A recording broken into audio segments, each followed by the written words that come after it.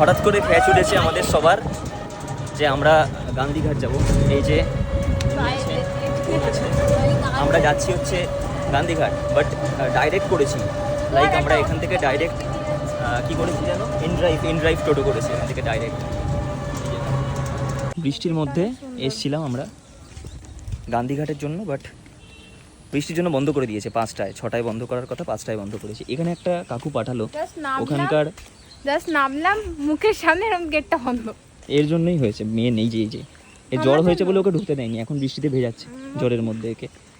সবাই জার্সি পরে এসছে, ওই যে বেলজিয়াম পড়েছে, আর্জেন্টিনা, জাপান, এই দুজন যাচ্ছে এখন সামনে সামনে, আর আমাকে বলেছে পিছনে থাকতে।